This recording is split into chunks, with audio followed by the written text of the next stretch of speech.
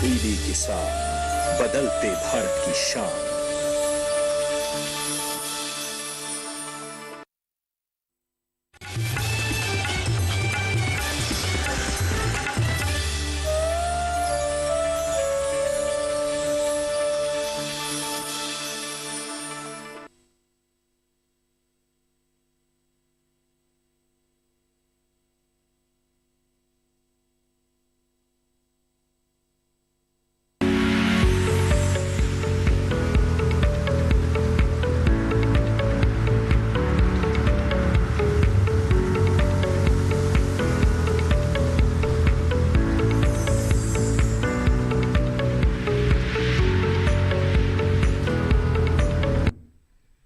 नमस्कार, देख रहे हैं आप दूरदर्शन किसान और दूरदर्शन किसान के लाइव फोन इन कार्यक्रम हेलो किसान में आप सभी का स्वागत। मैं हूं आपके साथ अदिति शर्मा। किसान भाइयों बहनों, हमारा एक कार्यक्रम आपको एक खुला मंच प्रदान करता है ताकि जो भी विषय हम कार्यक्रम में शामिल करते हैं उसके संदर्भ में आप अपने सवाल हमसे साझा कर सकते हैं। कोई समस्या आ रही है तो उसका समाधान आप जान सकते हैं। तो रोजाना हमारे कार्यक्रम में हम नया विषय लेकर आते हैं। आज के हमारे इस कार्यक्रम में किन विषयों पर होगी चर्चा, आइए सबसे पहले आपको जागरूक करते हैं उसके प्रति। आज बात होगी रबी फसलों में खरपतवार नियंत्रण की। जी हां, और इसी के साथ बात करेंगे प्राकृतिक खेती की। दोनों ही महत्वपूर्ण विषय हैं जिन पर आज हम आपको विस्तार से जागरूक करेंगे। सवाल पूछना चाहते हैं, टोल फ्री नंबर पर कॉल कर सकते हैं। टोल फ्री नंबर है 1800-113060 और 1800-113061। ये हमारे टोल फ्री यानी कि निशुल्क नंबर है जिस पर आप अगले 1 घंटे के दौरान कॉल करके अपने सवाल हमसे पूछ सकते हैं। और आपके जो भी सवाल होंगे उनके जवाब आप तक पहुंचाने के लिए स्टूडियो में मौजूद है हमारे साथ हमारे विशेषज्ञ। परिचय करवा देते हैं। हमारे साथ डॉक्टर राजवीर शर्मा उपस्थित हैं। बता दें आपको ये प्रधान वैज्ञानिक है सस्य विज्ञान संभाग आयुराय पूसा नई दिल्ली में। साथ ही साथ डॉक्टर मोहन सिंह भी हमारे साथ उपस्थित हैं, वरिष्ठ कृषि वैज्ञानिक हैं, कृषि विज्ञान केंद्र मुरादाबाद उत्तर प्रदेश में। आप दोनों का ही बहुत बहुत स्वागत करना चाहूंगी कार्यक्रम हेलो किसान में। तो किसान भाइयों बहनों, जानकारी दे दी है हमने आपको कि किन विषयों पर आज के कार्यक्रम में चर्चा होगी। तो अब आपको जल्दी से अपना फोन उठाना है, हमारे टोल फ्री नंबर पर कॉल करना है, अपने सवाल हमसे साझा करने हैं। लेकिन 2 बातों का ध्यान रखना है। टीवी की आवाज बिल्कुल कम कर देनी है, टीवी पर ध्यान नहीं देना है। और साथ ही साथ जब आप हमसे बात कर रहे हो या फिर कॉल लगा रहे हो तो नेटवर्क एरिया में आकर कॉल कीजिए, तभी तो हम आपका सवाल स्पष्ट रूप से सुन पाएंगे और उनके जवाब आप तक पहुंचा पाएंगे। तो इन बातों को ध्यान में रखते हुए आप कॉल मिलाना शुरू कर दीजिए। यहां पर हम भी चर्चा की शुरुआत कर लेते हैं और सबसे पहले मैं यहां पर डॉक्टर शर्मा का रुख करना चाहूंगी। रबी फसलों में खरपतवार नियंत्रण, इसके बारे में आज हम डॉक्टर शर्मा से विस्तार से जानने वाले हैं। तो सबसे पहले तो मैं चाहूंगी आप ये बता दें कि रबी फसलों में खरपतवार का कितना खतरा रहता है। देखिए अदिति जी, बिल्कुल सही बात है। खरपतवार, जब हम किसान भाई खाद खरीदते हैं, अच्छा बीज लेते हैं, सब काम अच्छी तरीके से करते हैं और समय से अगर खरपतवार नियंत्रण नहीं करेंगे तो काफ़ी किसानों को नुकसान उठाना पड़ता है जी। और जब हम बात करें कि कितना नुकसान होता है वो फसल के हिसाब से है। जैसे किसी ने सरसों की फसल लगा रखी है, सरसों की फसल में पत्ते और चौड़ी पत्तियां और जो पेड़ होता है वो काफ़ी घना होता है, उसमें खरपतवार थोड़ा सा कम नुकसान करते हैं। लेकिन गेहूं की फसल है और प्याज की फसल है तो उनमें जो है जो पौधे का आकार जो है अलग होता है, तो उसके कारण जो है वो खरपतवारों के साथ जो है ना कंपटीशन जो है कम कर पाते हैं, उनमें प्रतिस्पर्धा जो है कम होती है। लेकिन जैसे सरसों है, जैसे दूसरी तिलहनी फसलें हैं, दलहनी फसलें हैं रबी मौसम की, वो काफ़ी उनकी बढ़वार होती है, तो फसल के अनुसार नुकसान होता है। लेकिन टोटली रबी फसलों में 25 से 35% तक का नुकसान का अनुमान लगाया गया है जी, खरपतवारों के उपस्थिति के कारण। बिल्कुल। तो देखिए यहाँ पर अगर रबी फसलों की खेती आप कर रहे हैं तो जान लीजिए कि खरपतवार का खतरा हो जाता है। शुरुआत में तो आपको यहाँ पर प्रबंधन करना ही है, लेकिन अलग अलग अवस्था में भी यहाँ पर खरपतवार परेशानी का सबब बन जाती है। ऐसे में किस तरह से आप उसका नियंत्रण कर सकते हैं बताएंगे आपको, लेकिन उससे पहले हमारी एक रिपोर्ट है वो उस पर नजर डाल लेते हैं।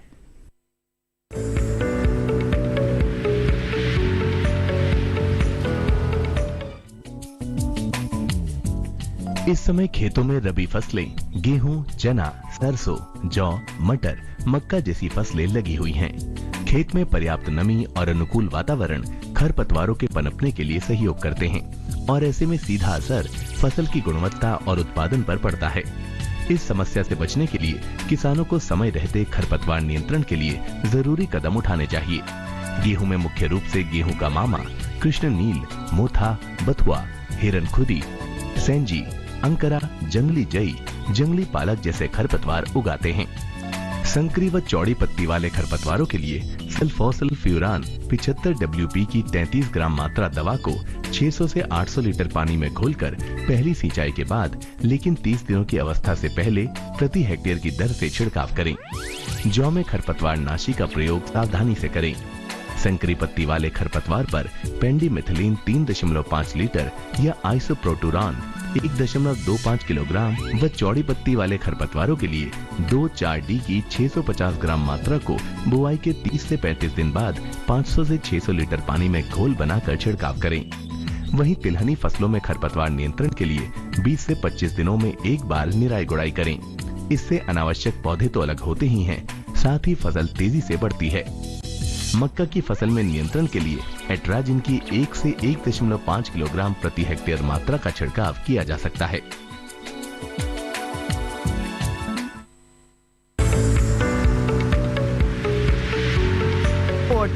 आइए इसके साथ हमारी चर्चा को आगे बढ़ाते हैं। प्राकृतिक खेती के बारे में अब जानकारी ले लेते हैं। डॉक्टर सिंह उपस्थित हैं। डॉक्टर सिंह, सबसे पहले आपसे चाहेंगे आप हमारे सभी दर्शकों को बताएं प्राकृतिक खेती आखिर है क्या और किस तरह के फायदे इससे मिलते हैं।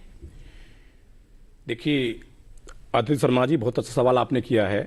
प्राकृतिक खेती वो खेती होती है जिसमें रासायनिक उर्वरकों का प्रयोग नहीं किया जाता, बिल्कुल जीरो बजट फार्मिंग, जिसमें किसी भी रासायनिक उर्वरक का प्रयोग बिल्कुल नहीं किया जाता। नेचुरल से प्राप्त जो भी मेटेरियल होता है उसके द्वारा जो खेती की जाती है उसको हम लोग प्राकृतिक खेती कहते हैं जी। जो कि काफी इस समय माननीय प्रधानमंत्री जी का सुझाव और आदेश है कि सभी किसान प्राकृतिक खेती को बढ़ावा दें। कृषि विज्ञान केंद्र, कृषि विश्वविद्यालय सभी पर ये प्राकृतिक खेती के प्रदर्शन लगाए जा रहे हैं। इस समय कृषि विज्ञान के मुरादाबाद पर भी हमने खरीफ में 1 एकड़ एरिया में इस पर एक प्रदर्शन लगाया था धान फसल पर, जो काफी अच्छा इसका प्रभाव पड़ा। तो ये इसको जीरो बजट, ये कहने का तात्पर्य है कि जीरो बजट, इसमें कोई खर्चा खास नहीं आता है और कोई भी रासायनिक खाद का प्रयोग इसमें उर्वरक का नहीं किया जाता जी। तो देखिए जीरो बजट खेती होती है प्राकृतिक खेती, किसी भी तरह का रसायन आपको उपयोग में नहीं लाना है। जीरो बजट कह रहे हैं तो लागत काफी कम हो जाएगी यहाँ पर, बिल्कुल आपको ज्यादा कोई व्यय भी नहीं लगेगा। तो ऐसे में किस तरह से आप प्राकृतिक खेती की ओर अपना रुझान बढ़ा सकते हैं, इसके बारे में जानेंगे हमारे विशेषज्ञ से, लेकिन उससे पहले एक रिपोर्ट है वो आपको दिखा देते हैं।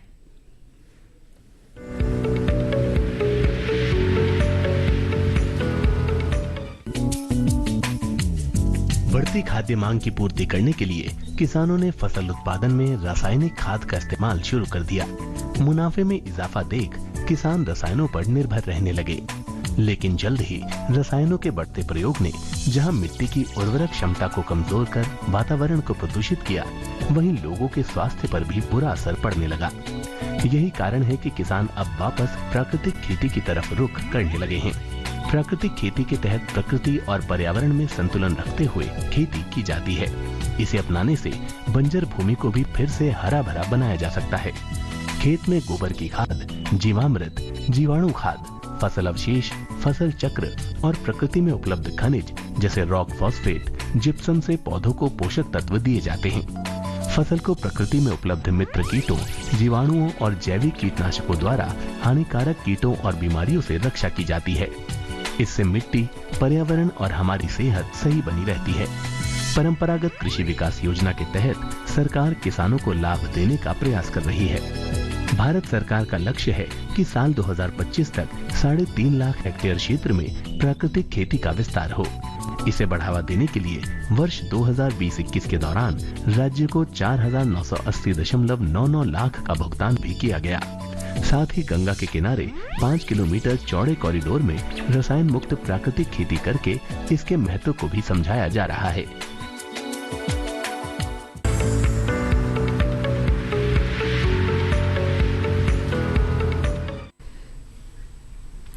तो देखा अभी आपने रिपोर्ट के जरिए प्राकृतिक खेती होती क्या है, इसके बारे में विस्तार से चर्चा करेंगे, हमारे विशेषज्ञ का रुख करेंगे। लेकिन आज के पहले कॉलर जुड़ गए हमारे साथ उत्तर प्रदेश के बाराबंकी से नंद स्वरूप मिश्रा जी। हेलो हेलो,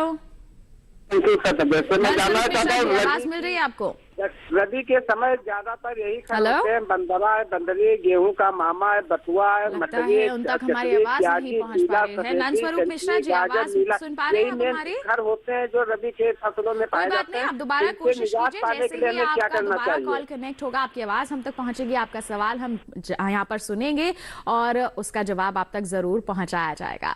बहरहाल हम आगे बढ़ते हैं और यहाँ पर डॉक्टर शर्मा का मैं रुख करना चाहूंगी। डॉक्टर शर्मा, आपसे मैं जानना चाहूंगी, यहाँ पर आपने कहा कि हर फसल में हर अवस्था में अलग अलग खरपतवारों का खतरा रहता है, ऐसे में हमें हर समय प्रबंधन के लिए तैयार रहना चाहिए। अगर हम रबी की बात करते हैं, गेहूं प्रमुख फसल है, उसके बारे में क्या कहना चाहेंगे? देखिए किसान भाई, इस समय गेहूं की फसल कुछ किसानों ने लगा दी है और कुछ लगा रहे हैं और कुछ लगाने की योजना बना रहे हैं जी, क्योंकि कुछ समय से बोई वाली प्रजातियां होती हैं, कुछ लेट बोने वाली प्रजातियां होती हैं। तो किसानों का जैसे ही खेत खाली होता है, जैसे किसी ने धान लगा रखा था, किसी ने मक्का लगा रखी थी, किसी ने दूसरी फसल लगा रखी थी और धान की कटाई में थोड़ा सा लेट हो गया, तो उसी हिसाब से किसान भाई जो है अपनी वैरायटी का चुनाव करते हैं, टाइमली सोन या लेट सोन वैरायटी का चुनाव करके और गेहूं की बिजाई करते हैं। जिन किसान भाइयों ने, जैसे इसका जो टाइम है सोइंग का गेहूं का, वो 15 नवंबर के आसपास से शुरू होता है। 15 नवंबर से लेके लोग 10 दिसंबर, कभी कभी 15 दिसंबर तक लगाते हैं जी। तो ये एक ऑप्टिमम टाइम है सोइंग करने का गेहूं का। जिन किसान भाइयों ने पलेवा देकर, देखिए मेरा पलेवा देने के बाद जो गेहूं की बिजाई करते हैं, पलेवा का मतलब है जो किसान भाई पहले अपना पानी लगाते हैं, पानी लगाने के बाद एक दो बार जुताई करते हैं और फिर गेहूं की सोइंग करते हैं, तो उसको कहते हैं हम पलेवा दे करके गेहूं की बिजाई। जिन किसान भाइयों ने पलेवा दिया है तो और 15 नवंबर के आसपास उन्होंने अपना गेहूं की फसल लगाई है, तो उनका जब गेहूं की फसल लगाने के 25 दिन बाद जब गेहूं जम जाए और 25 से 30 दिन का हो जाए, तो उस समय किसान भाई एक पानी जरूर लगाएंगे। और जैसे ही पानी लगाते हैं तो खरपतवारों का जो जमाव उमड़ के आता है, एकदम खरपतवारों को पानी से जान सी मिलती है और खरपतवार तेजी से निकलते हैं। और जब 25 दिन का गेहूं हो गया है बिजाई के बाद, तो आप पानी लगाइए। पानी लगाने के 10 दिन बाद खरपतवार जब 1 या 2 पत्ती के हो जाएं, जैसे मेरे सामने खरपतवार रखे हुए हैं, मैं किसान भाइयों को बताऊंगा कि कौन कौन से खरपतवार आते हैं और उनको कैसे कैसे नियंत्रण करना है। तो जैसे ही खरपतवार आते हैं गेहूं की फसल में, तो वो एक दवाई आती है जिसका नाम है सल्फोसल्फरॉन जी। किसान भाइयों को ये भी पता होता है कि किसी खेत में घास जाति के खरपतवार ज्यादा आते हैं और किसी में चौड़ी पत्ती वाले आते हैं। तो अगर घास जाति और चौड़ी पत्ती वाले दोनों खरपतवार हैं, तो किसान भाई सल्फोसल्फरॉन दवाई है एक, जो बाजार में कई नामों से बिकती है, उसकी 25 ग्राम मात्रा 2.5 एकड़ के लिए, 1 हेक्टर के लिए, ये सक्रिय तत्व बात कर रहा हूं मैं, जो टेक्निकल मटेरियल होता है 25 ग्राम, उसमें जो है या तो ये अकेला छिड़क दें 500 लीटर पानी में घोल बनाकर। अगर चौड़ी पत्ती वाले भी खरपतवार हैं और घास जाति के भी खरपतवार हैं, तो इसमें एक दवाई और आती है जिसका नाम है मेटसल्फोन मिथाइल जी। उस दवाई की 4 से 6 ग्राम मात्रा दोनों ही को मिला करके एक ही टैंक से 15 लीटर वाला स्प्रेयर हो या ट्रैक्टर से चलाने वाला स्प्रेयर हो।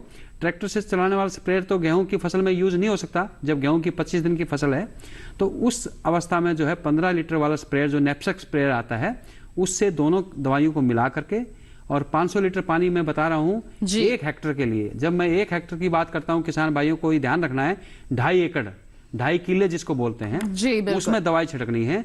और जब गेहूं की फसल 25 से 35 दिन की हो, उसके बारे में मैं आपसे जानूंगी। जब 25 से 35 दिन की हो जाती है तब किस तरह के यहाँ पर कदम उठाने हैं। लेकिन एक कॉलर जुड़ गए हमारे साथ, उनका सवाल हम जान लेते हैं। उत्तर प्रदेश से रेशम सिंह जी फोन लाइन पर हैं। हेलो हेलो जी, नमस्कार, स्वागत आपका कार्यक्रम में, पूछिए अपना सवाल।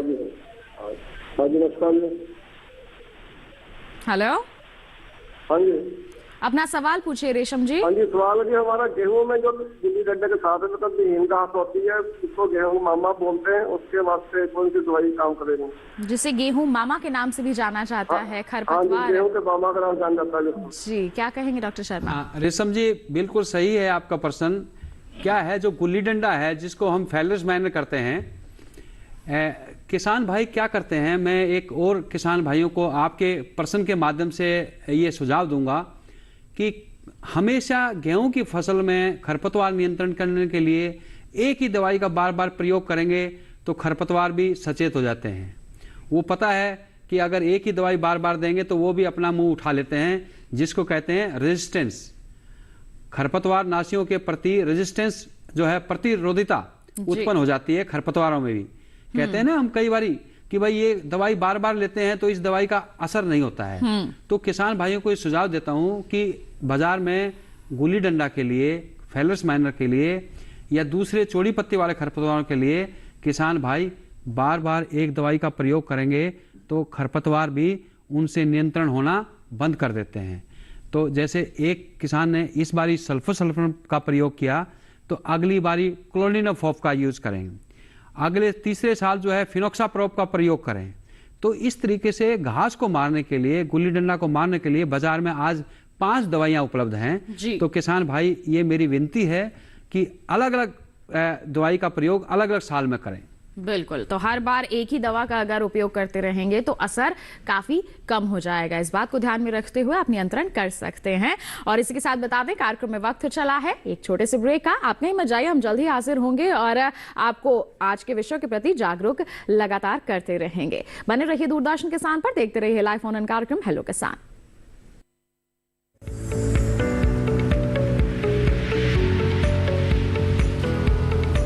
अरे भाई सुना नहीं क्या, केसीसी ने किसानों का जिंदगी बदल दिया है। देश के छोटे किसान 1,60,000 रुपए तक का कर्ज बिना किसी गारंटी को ले पाएंगे। ब्याज खोरों से भी पीछा छुटा। मैं तो जैविक खेती का पूरा सामान मंगा लिया, केसीसी का भी कोई दबाव नहीं है। ब्याज चुकाने के लिए पूरा 1 साल मिलता है। समय पर भुगतान करने पर केवल 4% के सालाना ब्याज पे लोन मिल गया मुझे। अपना आधार कार्ड, लेटेस्ट फोटो और जमीन के कागजात लेके अप्लाई करो बस। और नामांकन भरने के लिए जेब भी ढीली नहीं करनी पड़ी।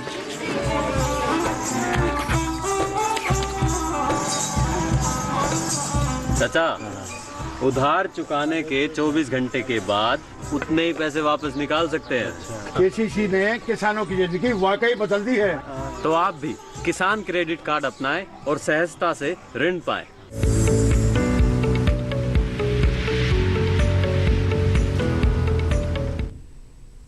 ब्रेक के बाद दूरदर्शन किसान के लाइव फोन इन कार्यक्रम हेलो किसान में आप सभी का फिर से स्वागत। हम चर्चा कर रहे हैं रबी फसलों में खरपतवार नियंत्रण के साथ साथ प्राकृतिक खेती की, और लगातार हमारे विशेषज्ञ हमें जागरूक कर रहे हैं। आपके पास भी कोई सवाल है तो हमारे टोल फ्री नंबर पर कॉल करके आप अपने सवाल हमसे पूछ सकते हैं। आइए हमारी चर्चा को आगे बढ़ाते हैं।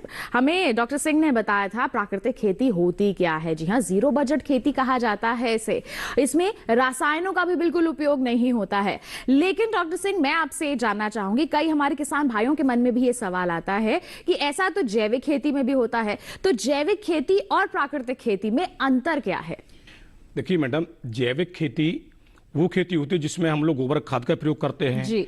और हम लोग वर्मी कंपोस्ट का प्रयोग करते हैं और हम और अदर प्रोडक्ट का प्रयोग करते हैं। लेकिन मैडम रासायनिक, इसमें जो हमारा जो प्राकृतिक खेती, नेचुरल फार्मिंग, इसमें नेचुरल प्रोडक्ट जो होते हैं जी, उसी का प्रयोग करते हैं। जैसे कि आपका गोबर है, नेचुरल है, आपका मूत्र है, वो नेचुरल है। इस प्रकार के जो पत्तियों के जो हम लोग बनाते हैं, अर्क बनाते हैं, वो भी नेचुरल हैं।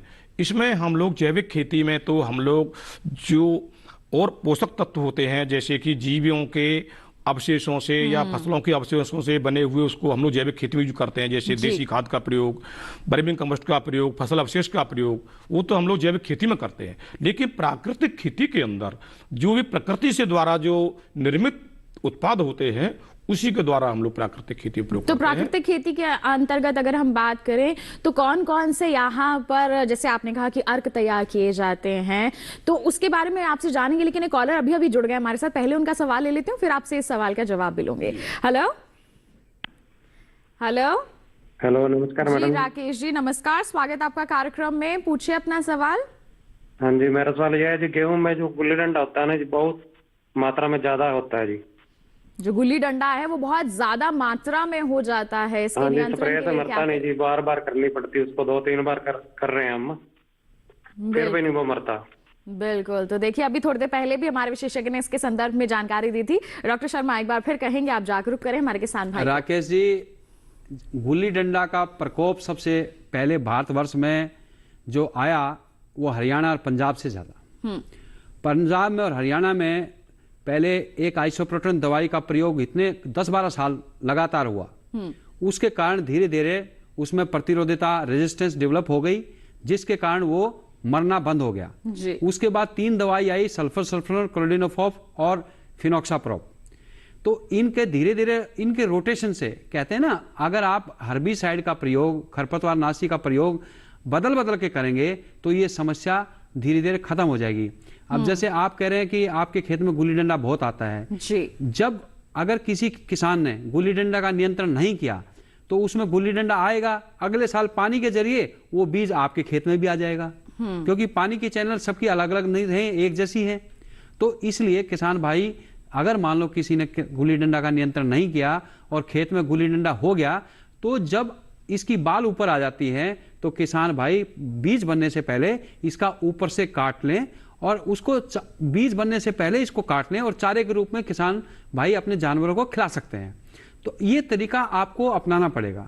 और उसके साथ साथ जो है, इसका नियंत्रण अगर बार बार करेंगे, टाइम से करेंगे, चाहे खरपतवार से करें, खरपतवार नाशी से करें, चाहे आप निराई गुड़ाई से करें, चाहे किसी भी विधि से करें, लेकिन इसका खरपतवार समय से नहीं करेंगे तो इसका बीज ऐसे ही बनेगा।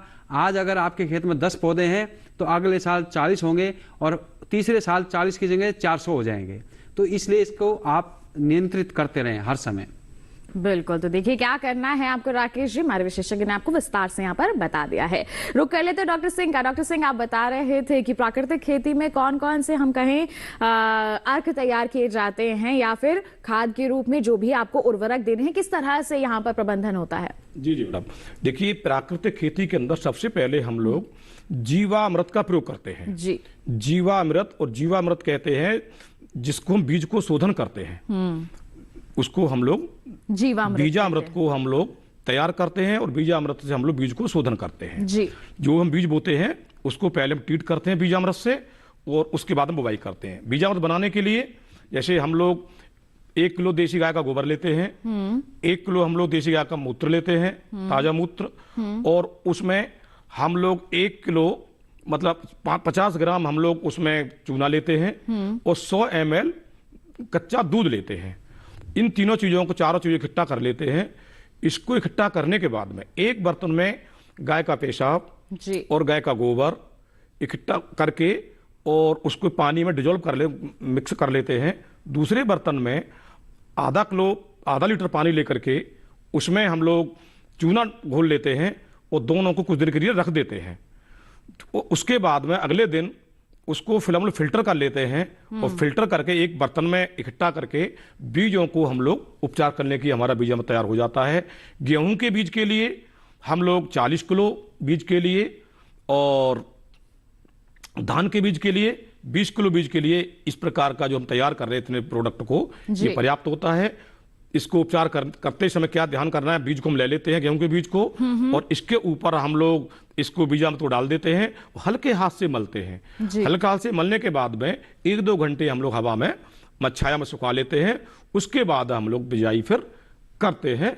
इस प्रकार से बीज को यदि हम शोधन करके वो लगाते हैं तो जो भी हमारे रोग होते रोग नहीं लगते हैं और इसमें 90% जमाव इसमें होने की उम्मीद होती है 90% जमाव बीज शोधन से होता है। यदि बीजामृत से शोधन करके बोते हैं, ये मैडम प्राकृतिक खेती का सबसे बड़ा सोर्स है कि इसमें बीजामृत से ही बीज को शोधन करके बुआई की जाए। बिल्कुल, तो ये तो अक्सर कहा भी जाता है किसानों को कि अगर आप बुआई कर रहे हैं तो उससे पहले बीजों को शोधित यहाँ पर जरूर कर लें। तो देखिए, अगर आप अन्य प्रणाली का इस्तेमाल कर रहे हैं तो आप यहाँ पर जितने भी बीजोपचार के लिए उपयुक्त होते हैं रसायन उसका इस्तेमाल करते हैं, लेकिन अगर आप प्राकृतिक खेती की ओर बढ़ चुके हैं तो आपको बीजामृत तैयार करना है, उससे ही शोधन करना है। और किस तरह से तैयार करने की विधि है, पूरी प्रक्रिया क्या है, हमारे विशेषज्ञ ने आपको विस्तार से बता दी है। आइए इसके साथ बढ़ते हैं आगे। अलीगढ़ से नंद किशोर जी हमारे साथ फोन लाइन पर जुड़ गए हैं, उनका सवाल जान लेते हैं। हेलो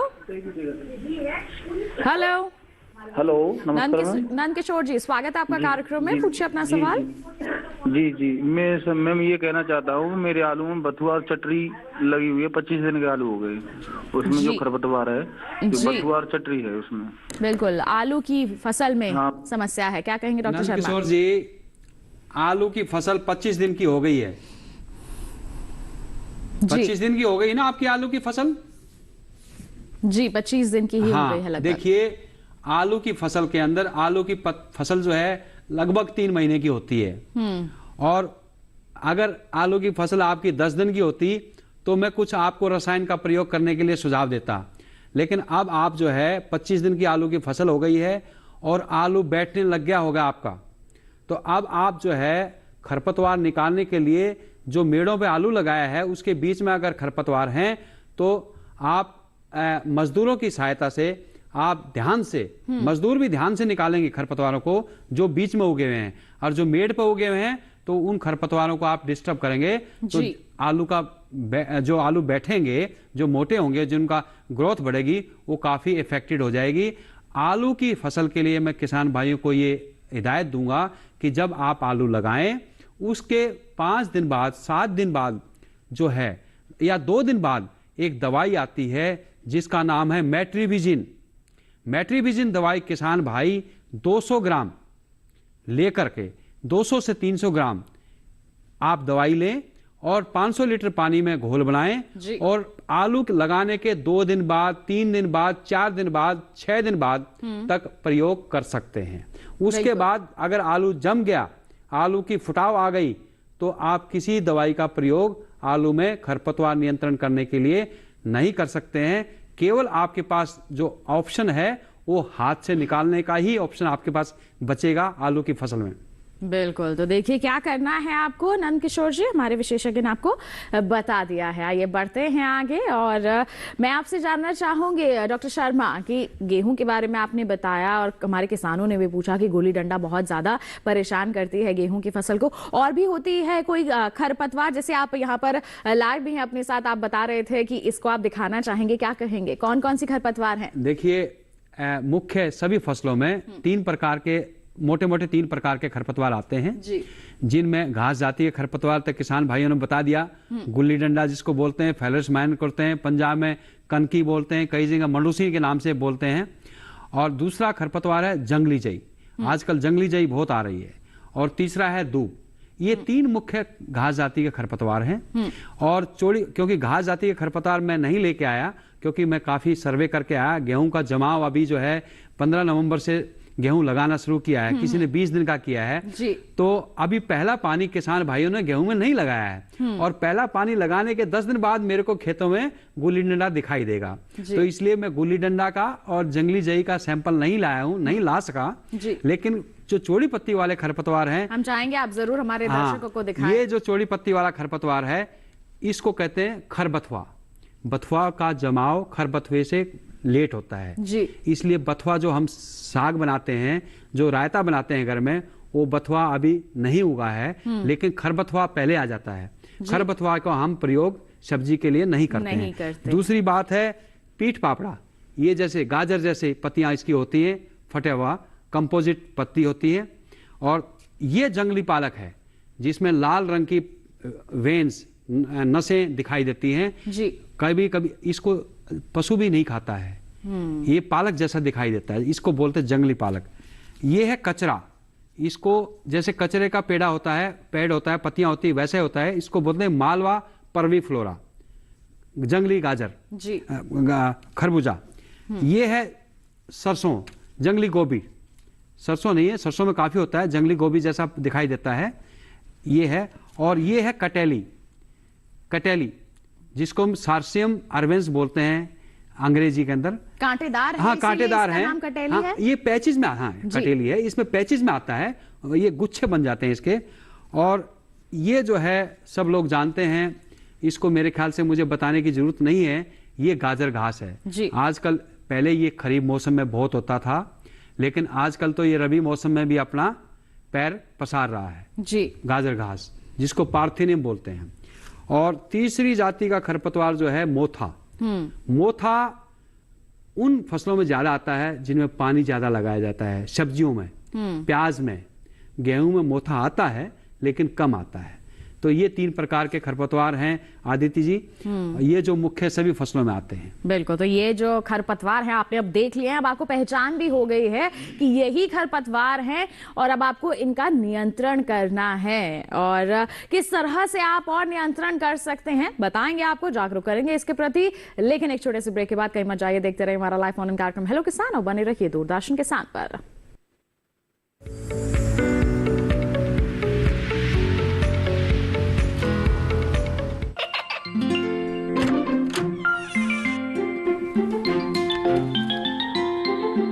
ये क्या हो रहा है? काशवी, इतने कम मार्क्स? काशू बेटा पढ़ा करो, पढ़ोगी नहीं तो आगे कैसे बढ़ोगी? मम्मा मैं भी तो आपसे यही कहना चाहती हूँ, पढ़ा करो। आप पढ़ोगे नहीं तो आगे कैसे बढ़ोगे? मतलब? वो देखो, सिर्फ बैक पर छपा ऑर्गेनिक नहीं, ऑर्गेनिक का निशान पहचानिए। पीजीएस ऑर्गेनिक का ये लोगो उन किसानों की पहचान है जो आज भी परंपरागत विधि से रसायन मुक्त खेती कर आपके लिए शुद्ध फसल उपजा रहे हैं। अब समझे मम्मा, अगर मैं प्योर ऑर्गेनिक फूड नहीं खाऊंगी तो अच्छे मार्क्स कहाँ से लाऊंगी? अच्छा बच्चों, जैविक खेती की इस मुहिम को आगे बढ़ाइए, शुद्ध ऑर्गेनिक अपनाइए।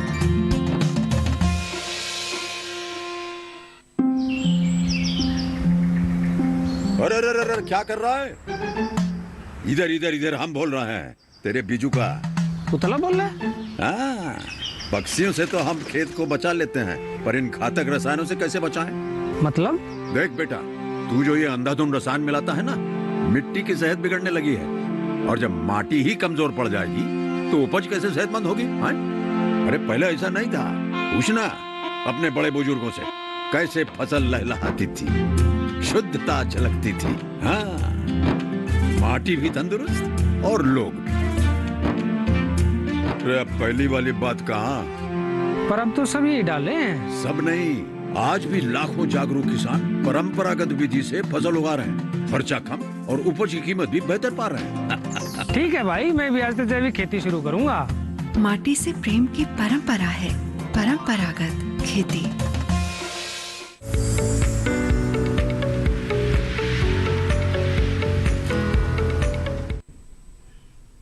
ब्रेक के बाद दूरदर्शन किसान के लाइव फोन इन कार्यक्रम हेलो किसान में आप सभी का फिर से स्वागत। लगातार हम बात कर रहे हैं कि रबी फसलों में खरपतवार नियंत्रण आप कैसे कर सकते हैं और साथ ही साथ प्राकृतिक खेती अगर आप अपनाते हैं तो आपको किस तरह के कदम उठाने होंगे। लगातार हमारे वैज्ञानिक जो है, विशेषज्ञ जो है, आपको जागरूक कर रहे हैं। आप भी अपने सवाल हमसे साझा कर सकते हैं। क्या करना है? टोल फ्री नंबर पर कॉल करना है, अपने सवाल हमसे पूछने हैं। तो आइए हमारी इस चर्चा को आगे बढ़ाते हैं। डॉक्टर सिंह का यहाँ पर रुख करना चाहूंगी। बीजामृत तो आपने बहुत ही अच्छे और सरल तरीके से सभी दर्शकों को समझा दिया है। अब हम आपसे जानना चाहेंगे कि प्राकृतिक खेती की जब बात होती है तो घन जीवामृत को हम नहीं छोड़ सकते, इस पर भी आप हमारे सभी दर्शकों को जागरूक करें।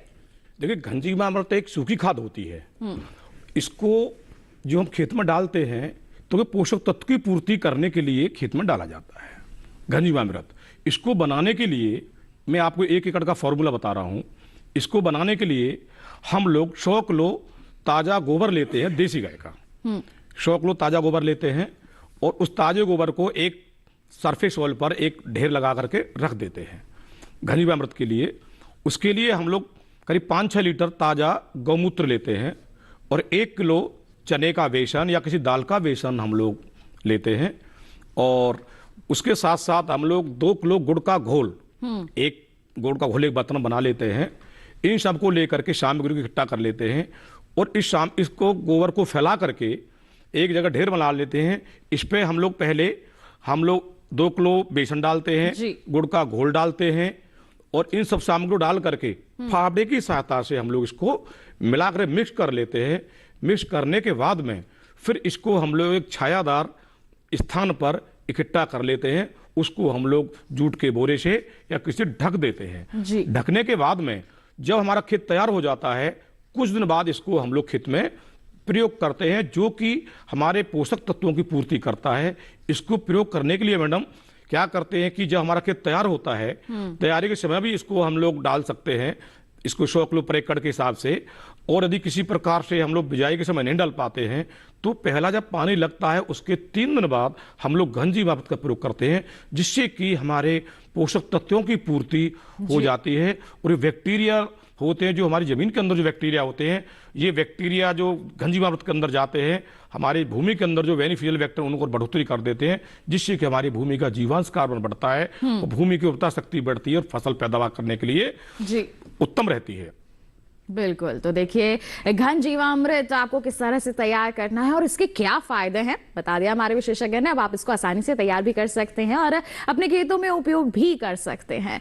इसके प्राकृतिक खेती के बारे में हम और जानकारी ले लेते हैं। यहाँ पर हमने दशपर्णी अर्क के बारे में भी सुना है डॉक्टर सिंह, इस पर क्या कहना चाहेंगे? ये कितना फायदेमंद होता है और इसका उपयोग किस लिए किया जाता है? देखिए 10 पर्णी का मतलब 10 पत्तियों से बना हुआ, 10 पौधों की पत्तियों से। ये कंट्रोल करता है इंसेक्ट को, कीड़ों को कंट्रोल करता है। जैसे हम रासायनिक कीटनाशकों का इस्तेमाल करते हैं, उसकी जगह हम दशपर्णी अर्क का उपयोग कर सकते हैं। जैसे मैडम नाम से प्रचित हो रहा है कि 10 पत्तियों का अर्क, 10 पर्णी। इसको क्या करते हैं, इसको हम लोग जो हमारी फसल में मतलब चेपा या कोई और तेला नाम का कीड़ जो कि हमारे रस चूसने वाले कीड़े होते हैं, उसको कंट्रोल करने के लिए, प्राकृतिक कंट्रोल करने के लिए इसको प्रयोग करते हैं। इसको बनाने के लिए क्या करते हैं हम लोग, जो हमारी 10 पत्तियां, 10 पौधे होते हैं, जैसे कि हमारा कन्नेर की पत्तियां, आक की पत्तियां, सीताफल की पत्तियां, पपीते की पत्तियां, इस प्रकार से वो पत्तियां 10 पौधों की जिनको गाय नहीं खाती है, ये मान के चलिए जिनको गाय नहीं खाते, जैसे अमरूद की पत्तियां हैं, नीम की पत्तियां हैं, इनको हमारे पशु नहीं खाते हैं, ऐसे हम 10 पौधों की पत्तियों को ले लेते हैं। जैसे मान लो हम नीम की 2 किलो पत्तियां, कन्नेर की 2 किलो पत्तियां, आक की 2 किलो पत्तियां, सीताफल की 2 किलो पत्तियां, 10 पौधों की पत्तियों को हम ले लेकर 2-2 किलो लेकर के इकट्ठा कर लेते हैं। एक हम 200 लीटर पानी की क्षमता का ड्राम लेते हैं, प्लास्टिक ड्राम, उसमें हम लोग इन पत्तियों को हम लोग डाल देते हैं। इसमें हम लोग 10 किलो गौमूत्र, जो ताजा गौमूत्र देसी गाय का, उसको हम लोग उस ड्रम में डाल देते हैं। ड्रम में डालने के बाद में कुछ पानी डाल देते हैं, उन पत्तियों को हम लोग उसमें डिप करते रहते हैं। जब पत्तियां डिप हो जाती हैं तो उसी में हम लोग 1 किलो उसमें हम लोग कुछ बेसन डालते हैं, कुछ हम उसमें गुड़ का घोल डालते हैं और उसमें हम लोग कुछ मिर्ची पाउडर डालते हैं, अदरक पाउडर भी डालते हैं। इस प्रकार से हम लोग डाल करके और घड़ी की सुई की दशा में उसको हम लोग घुमाते हैं और जब हमारा वो पूरा घोल मिल जाता है तो उसको पूरे ड्राम को पूरे पानी से भर लेते हैं। भर करके सुबह शाम उसको हिलाते हैं और सुबह शाम हिलाने के बाद में फिर कपड़े से उसको हम लोग ढक देते हैं। 40 दिन में हमारा अर्क बन के 10 पर्णी तैयार हो जाता है। इसको हम लोग प्रयोग करते हैं। प्रयोग करने के लिए क्या करते हैं, जो हमारा अर्क तैयार होता है इसको 5 से 6 लीटर लेकर के 200 लीटर पानी में घोल बना करके इसको हम सुबह शाम इसको स्प्रे करें 10 बजे से पहले और शाम को 4 बजे के बाद हमको इसको अपने खड़ी फसल पर स्प्रे करना होता है, जिससे कि चेपा और जो भी हमारे अन्य तेला कीट होते हैं, रस चूसने वाले, जो रस चूसने वाले हमारे इंसेक्ट होते हैं, उसको हम प्राकृतिक तरीके से कंट्रोल 10 पर्णी अर्क से करते हैं। इसके साथ और भी अर्क होते हैं, जैसे हमारा ब्रह्मास्त्र होता है, अग्निस्त्र होता है, नीमास्त्र भी होता है, जो कि सूंडी को, उनको भी सूंडी को और उनको बड़े बड़े कीड़ों को कंट्रोल कर सकता है। देखिए, तो अगर आपको यहाँ पर कीटनाशकों की चिंता हो जाती है कि कीटों का नियंत्रण कैसे करेंगे, कौन से कीटनाशकों का उपयोग करेंगे, तो ये भी उपलब्ध हैं, आसानी से आप बना सकते हैं। प्रक्रिया थोड़ी समझने की जरूरत है, जानने की जरूरत है, आप खुद ही तैयार करके इस्तेमाल कर सकते हैं। लागत बिल्कुल भी नहीं लगेगी, थोड़ी सी मेहनत यहाँ पर जरूर करनी होगी। इसी के साथ आइए बढ़ते हैं आगे। उज्जैन से हमारे साथ दिनेश जी फोन लाइन पर जुड़ गए हैं, जान लेते हैं क्या है उनका सवाल। हेलो जी, नमस्कार मैडम। नमस्कार, स्वागत आपका कार्यक्रम में, पूछिए अपना सवाल। जी मैडम, हमने आलू लगाए हुए हैं, उसमें मैडम जो मकड़ी का प्रकोप दिख रहा है और मच्छर भी है, तो मैडम अभी फूल अवस्था है तो छाट सकते हैं, और जैसे हमने जो नैनो यूरिया आता है तो वो भी छाट सकते हैं क्या मैडम? अभी हमने खाद तो दिया है, पर वो खाद के साथ दिया है तो वो डाल सकते हैं मैडम? फूल अवस्था है अभी, फूल और अवस्था मच्छर है भी क्या है नियंत्रण? आलू में नहीं। देखिए, फूल अवस्था में आप आलू में कोई कीटनाशक प्रयोग ना करें, क्योंकि उसमें क्या होता है कि जब फल बन रहा होता है, फूल आ रहे होते हैं, तो उस समय कीटनाशक की आवश्यकता किसानों को प्रयोग नहीं करना चाहिए। अभी आलू बैठा हुआ है, फूल आ गए, तो इसका मतलब आपको 10-15 दिन में आलू निकालना है। जी बिल्कुल, तो ऐसी अवस्था में ये सलाह नहीं दी जाएगी कि आप किसी भी तरह के रसायन का इस्तेमाल करें, किसी भी कीटनाशक का इस्तेमाल करें। ऐसे में ये सलाह यहाँ पर नहीं दी जाती है। बढ़ते हैं आगे, और डॉक्टर शर्मा, अब आपसे ही जानना चाहेंगे कि सरसों में क्या कर सकते हैं हमारे किसान? देखिए, सरसों में अगर खरपतवार हैं तो, क्योंकि सरसों तो अब पकने की जगह है, कुछ लोग जिन्होंने अक्टूबर के महीने में लगाई है उनकी दिसंबर के एंड या जनवरी फर्स्ट वीक में पकेगी, और कुछ लोगों ने जिन्होंने सितंबर में लगाई है उनके यहाँ खेत में पीले फूल दिखाई दे रहे हैं। तो इस समय तो फूल आ रखे हैं, फिर जो है फली बनेगी। तो इस समय अगर खरपतवार की बात करें तो खरपतवार कोई नुकसान ज्यादा नहीं करेंगे। अगर पहले से उगे हुए हैं तो वो नुकसान कर ही रखे हैं और नुकसान कर चुके हैं। तो हाँ, उनकी फसल में अगर कोई चेपा वेपा की समस्या हो तो वो किसी इंसेक्टिसाइड का प्रयोग कर सकते हैं, हल्का फुल्का। अदरवाइज खरपतवार नियंत्रण करने के लिए अभी कोई उनकी आवश्यकता नहीं है, और खरपतवार अगर उनके खेत में है तो वो नुकसान जो करना था वो हो गया। अब अगर वो लेबर लगाएंगे तो और भी खर्चा बढ़ जाएगा। बिल्कुल, लागत में यहाँ पर बढ़ोतरी ही होगी। बिल्कुल, खरपतवार जब लगती है, हमारे खेत में आ जाती है, अक्सर कहा जाता है कि आप किसी तरह का रसायन का इस्तेमाल ना करें, आप निराई गुड़ाई करके ही इसका नियंत्रण कर लें। लेकिन जब उसकी मात्रा ज्यादा हो जाती है तब हमें मजबूरन ये खरपतवार नाशियों का उपयोग करना ही पड़ता है। इनका किस तरह का प्रभाव पड़ता है हमारी फसल की गुणवत्ता पर?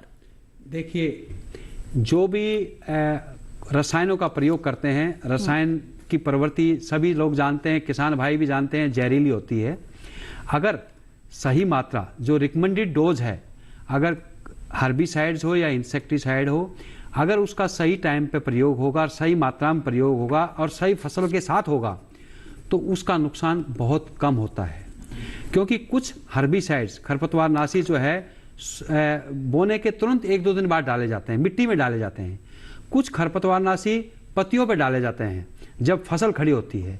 तो जब फसल खड़ी होती है तो उसमें जो नुकसान जो है फसल पे नहीं होता है, खरपतवार पे होता है। और जो खरपतवार नाशी जो है सोइंग करने के 2 दिन बाद डालते हैं, उनमें नुकसान काफी कम होता है। क्योंकि जब हमारा गेहूं पकता है तो हम खरपतवार नाशी हमने 3-4 महीने पहले प्रयोग कर रखे हैं, और फसल पकती है 4 महीने बाद, तो वो काफी अवधि का दौरान होता है, उसमें उनमें नुकसान नहीं पहुंचता। और फिर भी मैं किसान भाइयों को ये राय दूंगा कि जो रिकमेंडेड डोज है, जैसे मैंने कहा फॉर एग्जाम्पल गेहूं में 25 ग्राम सल्फर सल्फोन 2.5 एकड़ के लिए प्रयोग करना है। अगर किसान ज्यादा मात्रा में प्रयोग करेंगे और बार बार प्रयोग करेंगे तो गेहूं की फसल के बाद जो फसल लगाएंगे तो उसमें उस रसायन का प्रयोग होगा, उसके अवशेष रह जाएंगे, उसके रेजिडुअल इफेक्ट में असर पड़ेगा, उसका रेजिडुअल इफेक्ट उसकी नेक्स्ट क्रॉप पे आएगा। तो इसमें रसायन का नुकसान नहीं है। रसायन मात्रा आपने ज्यादा यूज करी और बार बार यूज की, तो मैं किसानों को यहाँ पर मात्रा का जरूर ध्यान देना है, और जितनी अनुमोदित मात्रा है उसका ही आपको उपयोग करना है, सही समय पर करना है। बिल्कुल। उत्तर प्रदेश से आशीष दीक्षित जी फोन लाइन पर जुड़ गए हैं। हेलो, नमस्कार, स्वागत आपका कार्यक्रम में, पूछिए अपना सवाल। हाँ मैडम, नमस्कार जी, अपना सवाल पूछें। जी मैडम, मैं ये जानना चाहता हूँ, मैं मटर और गेहूं की खेती करता हूँ मैडम। उसमें मैडम गुल्ली डंडे का बहुत ज्यादा प्रकोप है। बिल्कुल, लगातार हमारे विशेषज्ञ गुल्ली डंडा के बारे में जागरूक कर रहे हैं। अगर आपने टीवी में ये प्रोग्राम पहले भी देखा है, मतलब शुरुआत से हम इसके बारे में जिक्र कर रहे हैं, लेकिन एक बार फिर चाहेंगे डॉक्टर शर्मा आप हमारे किसान भाई के सवाल का जवाब दें। दीक्षित जी, ये बहुत अच्छी बात है। मैं खाली अकेली गेहूं की बात कर रहा था। कुछ किसान गेहूं के साथ सरसों लगाते हैं, कुछ गेहूं के साथ मटर लगाते हैं। इन्होंने गेहूं के साथ मटर ही लगाई इसको कहते हैं इंटरक्रॉपिंग, दो मिश्रित खेती, दो फसलों की एक ही खेत में अलग अलग लाइनों में। अब मैं किसान भाइयों को एक बहुत अच्छी बात बताऊंगा। जो किसान भाई गेहूं और मटर लगाते हैं या गेहूं सरसों लगाते हैं, वो सल्फर दवाई का प्रयोग खरपतवार नियंत्रण के लिए नहीं करेंगे। ये ध्यान दें, खरपतवार जो मैंने सल्फर बताया है वो केवल खरपतवार नियंत्रित करेगा गेहूं की अकेली फसल में जी। अगर गेहूं के साथ आपने सरसों लगा रखी है और गेहूं के साथ आपने मटर लगा रखी है या गेहूं के साथ चना लगा रखा है, तो गेहूं तो बच जाएगा, चना मर जाएगा और सरसों मर जाएगी और मटर मर जाएगी। तो ऐसे में क्या कर सकते हैं? ऐसी पद्धति जो किसान भाई अपनाते हैं इंटरक्रॉपिंग की, मिश्रित खेती की, मिश्रित फसलों का एक ही खेत में चुनाव करते हैं, तो उनके लिए मैं हिदायत दूंगा कि जब गेहूं और मटर की लगा रखी हो या गेहूं सरसों लगा रखा हो या गेहूं चना लगा रखा हो, तो जब गेहूं और चना बोते हैं या गेहूं सरसों बोते हैं या गेहूं मटर साथ एक साथ बोते हैं, बोने के 1 या 2 दिन बाद, सुन लीजिए ध्यान से, गेहूं की फसल और मटर की फसल बोने के 1 या 2 दिन बाद आप एक दवाई का प्रयोग कर सकते हैं जिसका नाम है पेंडिमिथिलिन जी। पेंडिमिथिलिन की दवाई की मात्रा 750 से 1 किलो मात्रा प्रति हेक्टर। मैं सक्रिय तत्व की बात करता हूं, मैं एक्टिव इंग्रेडिएंट मटेरियल की बात करता हूं। पेंडिमिथिलिन दवाई की 750 से 1000 ग्राम मात्रा लीजिए और प्रति हेक्टर 2.5 एकड़ के लिए 500 लीटर पानी में घोल बना करके बुआई के 1 या 2 दिन के अंदर आप खेत में समान रूप से छिड़काव करेंगे जी। बिल्कुल, जिससे दोनों फसलों को नुकसान नहीं पहुंचेगा और खरपतवार सारे मर जाएंगे। बिल्कुल, तो देखिए दोनों ही फसलों को इससे लाभ होगा। दोनों ही फसलों में जो खरपतवार उत्पन्न हो रहे हैं उनका नियंत्रण किया जा सकेगा। बिल्कुल ऐसी ही जानकारी आगे भी आप तक पहुंचाते रहेंगे, लेकिन अभी रुक रहे हैं एक और छोटे से ब्रेक के लिए। आप कहीं मत जाइए, हम जल्द ही लौट रहे हैं। बने रहिए दूरदर्शन किसान पर, देखते रहिए कार्यक्रम हेलो किसान।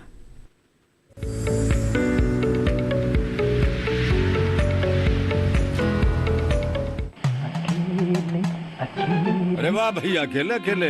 अरे तू भी ले, पर खाएगा कैसे? मैं ऑर्गेनिक खेती की बात कर रहा रे बेटे। अकेले अकेले खेती कब तक करेगा? मतलब गांव में 20-25 किसानों का समूह बना के पंजीकरण करवा ले, फिर सरकारी ट्रेनिंग भी मिलेगी और मुफ्त जैविक बीज खाद भी। फिर बीजीएस ऑर्गेनिक की सरकारी मोहर के साथ तेरी उपज आकर्षक पैक में पहुंचेगी बड़े बाजार तक। अच्छा हाँ। अरे भाई कहाँ चल दिया? सबको साथ लाने, आमदनी बढ़ाने।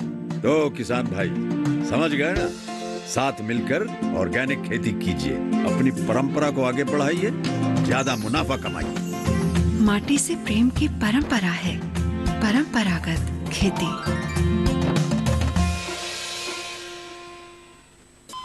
अरे सुन तो।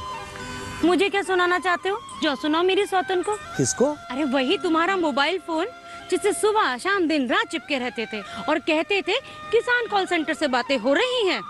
अच्छा ये बात है। हाँ क्यों, क्या हुआ? अब बात नहीं होती क्या? अब तो झट से बात हो जाती है। ऐसा क्या? हाँ, अब तो ज्यादा लाइनें और खास तकनीक के कारण खेती के माहिरों से तुरंत बात हो जाती है। और अगर कभी लाइन व्यस्त हो तो अपनी समस्या फोन पर रिकॉर्ड करा दो, वहाँ से फोन आ जाता है और समस्या की हल का मैसेज भी आ जाता है। ये देखो आ गया। अरे वाह, इसका मतलब इंतजार की घड़ी अब खत्म। हाँ। तभी मैं सोचूं कि आजकल मुझ पर इतना प्यार क्यों आ रहा है। कृषि संबंधी समस्याओं का अपनी भाषा में तुरंत हल पाने के लिए पूरे भारत में किसी भी फोन से हेल्पलाइन नंबर पर संपर्क करें। किसानों का दोस्त किसान कॉल सेंटर।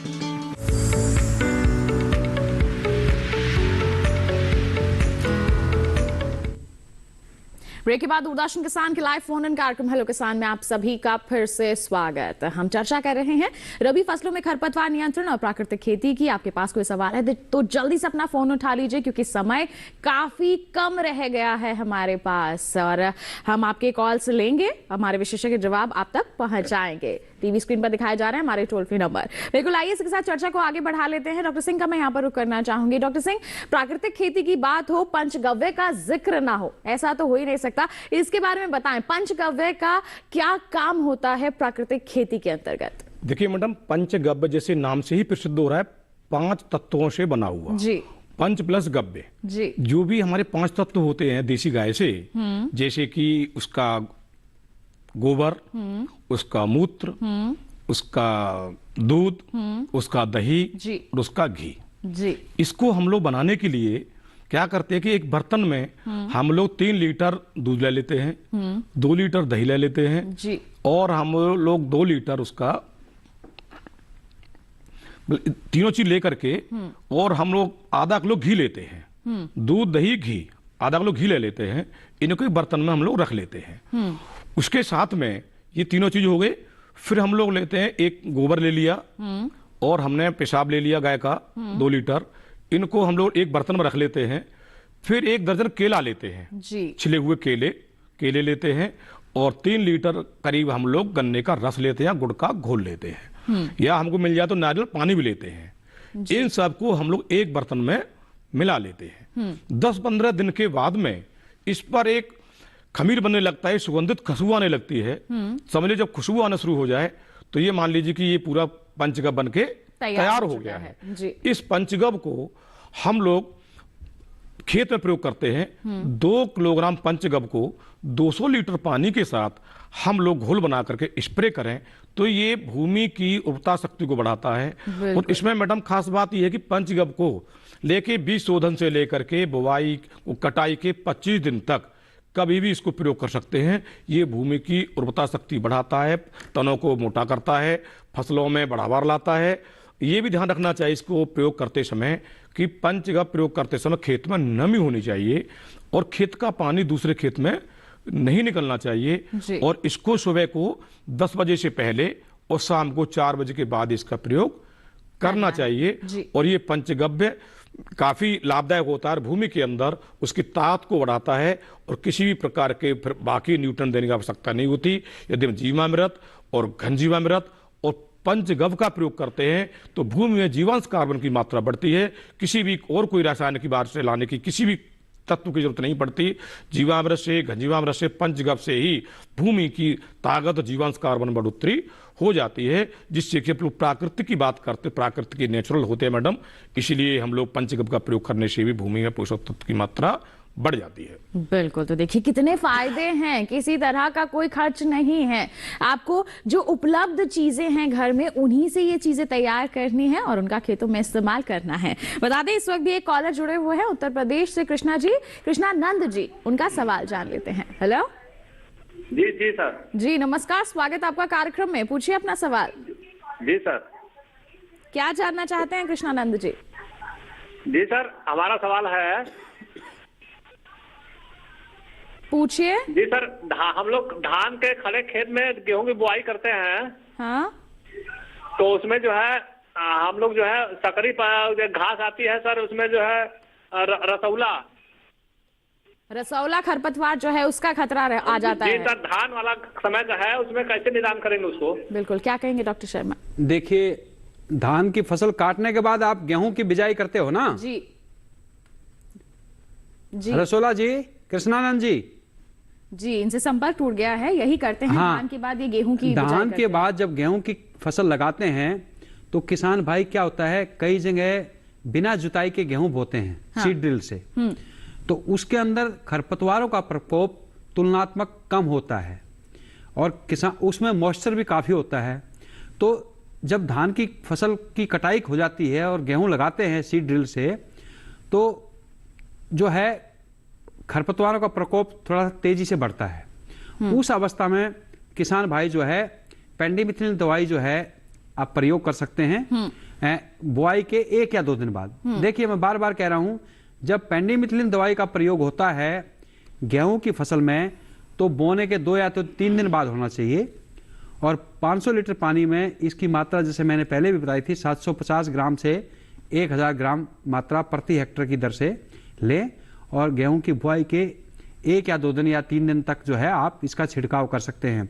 वो उस अवस्था में जैसे धान काट लिया, धान में मॉइस्चर है और आप उसी में आपके पास टाइम नहीं है जुताई के लिए, आपके टाइम नहीं है जमीन को तैयार करने के लिए और लेट हो रहे हैं क्योंकि कभी कभी धान लेट कटता है, तो ऐसी अवस्था में टाइम कम होने की वजह से किसान भाई सीधी बुआई जिसको डायरेक्ट सीडेड वीट करते हैं ऐसी अवस्था में पेंडिमिथिलिन का प्रयोग वो है कर सकते हैं और यहाँ पर आप नियंत्रण कर सकते हैं। बिल्कुल, तो बिल्कुल हम बढ़ते हैं आगे। अंतिम सवाल डॉक्टर सिंह आपसे लेना चाहूंगी, हमारे किसानों को क्या कहेंगे? कम शब्दों में आपको जवाब देना होगा क्योंकि समय नहीं है मेरे पास। प्राकृतिक खेती को अपनाने के लिए क्या संदेश रहेगा? देखिए मैडम, प्राकृतिक खेती करने के लिए एक देसी गाय पालिए अपने घर पे। मैं किसान में कहना चाहूंगा देसी गाय पालिए। वो देसी गाय से कहीं से कुछ बाजार से लाने की जरूरत नहीं है और आप अपने घर पे 1 एकड़ अपने आराम से कर सकते हैं। चना का दाल का बेसन अपने घर का होगा, गाय का पेशाब अपने घर का होगा, गाय का गोबर अपने घर का होगा, कोई चीज बाजार से नहीं लानी है। तो चैनल के माध्यम से मैं यही कहना चाहूंगा देश के किसानों को कि आप 1 एकड़ में आप जरूर ही प्रदर्शन लगाइए अपने खेत में। जो एक गाय अवश्य पालिए, जिससे गाय पालने से आपको मार्केट से कोई चीज लाने की जरूरत नहीं है। उससे से आपका पंचगव्य बन जाएगा, उसी से आपका तरल जीवामृत बन जाएगा, उसी से घनजीवामृत बन जाएगा, उसी से कीड़ों को नियंत्रण करने के लिए आपका 10 पड़ी अर्की उसी से बनेगा और आपका अग्निअस्त्र ब्रह्मास्त्र जितने भी हम लोग कीट को कंट्रोल करने के लिए हम लोग बताते हैं, ब्रह्मास्त्र अग्निअस्त्र जितने भी होते हैं तो इनको तैयार करके उनको भी तैयार करने के लिए इस्तेमाल कर सकते हैं अपने ही गाय से और अपने जो खेत के और पास जो पौधे हैं उसी से हम लोग कर सकते हैं। कोई और प्राकृतिक खेती जीरो बजट खेती है, आपको फायदे ही फायदे होंगे। तो बिल्कुल बिल्कुल हेल्थ इज वेल्थ, बिल्कुल हेल्थ इज वेल्थ, बिल्कुल स्वास्थ्य है जो कि आजकल काफी समस्या हो रही है। जी बिल्कुल, माफ करिएगा डॉक्टर सिंह, मेरे पास समय नहीं है यहाँ पर। हमारे दर्शक समझ चुके हैं कि प्राकृतिक खेती से बहुत ही फायदे हैं, लागत तो कम होती है, स्वास्थ्य भी बेहतर बना रहता है क्योंकि अच्छी गुणवत्ता वाला उत्पाद हम खा रहे हैं यहाँ पर। बिल्कुल, बहुत बहुत धन्यवाद देना चाहूंगे आप दोनों का मैं, आपने सभी किसानों को जागरूक किया है, दर्शकों को जागरूक किया, बहुत बहुत धन्यवाद। तो जाना आपने एक रबी फसलों में खरपतवार नियंत्रण के बारे में, प्राकृतिक खेती के बारे में, ये बात हो गई आज के कार्यक्रम की। अगले कार्यक्रम में क्या विषय लेकर आने वाले हैं बता देते हैं आपको। अगले कार्यक्रम में चर्चा होगी रबी दलहनी फसलों की देखभाल आप कैसे कर सकते हैं और बताएंगे आपको सेब के बागों के रख रखाव के बारे में, इन पर चर्चा होने वाली है। सवाल हम तक पहले ही पहुंचाइए, ईमेल कीजिए hellokisan2015@gmail.com हमारी ईमेल आईडी है। फेसबुक या फिर ट्विटर या इंस्टाग्राम के जरिए जुड़ सकते हैं आप, हमें अपने सुझाव या सवाल भेज सकते हैं तीनों ही सोशल मीडिया हैंडल्स के जरिए। डीडी किसान कॉल सेंटर नंबर है 1800113060 जिस पर सोमवार से शनिवार सुबह 6 बजे से रात के 10 बजे तक कॉल करके आप अपने सवाल रिकॉर्ड करवा सकते हैं और हमारे टोल फ्री नंबर तो रहेंगे ही जिससे आप लाइव पूछ सकते हैं अपने सवाल। और एक और बात, टीवी स्क्रीन पर दिखाए जा रहे QR कोड को आप स्कैन कर लीजिए, सीधा पहुंच जाएंगे हमारे YouTube चैनल पर। दोबारा हमारा ये कार्यक्रम आप देख सकते हैं, पुनः जागरूक हो सकते हैं। इसी के साथ हमें दीजिए इजाजत, आज के लिए इतना ही। अगले अंक में फिर होंगे हाजिर, तब तक के लिए आप बने रहिए दूरदर्शन के साथ पर। नमस्कार।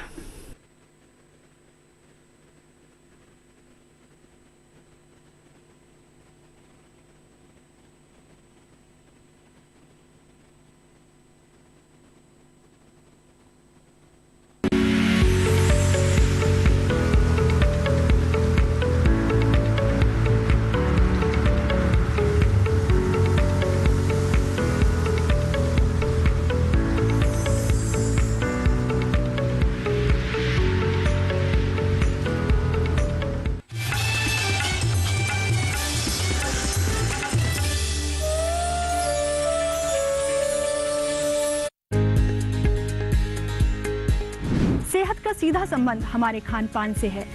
खाने में हम क्या खाते हैं ये तो महत्वपूर्ण है ही, लेकिन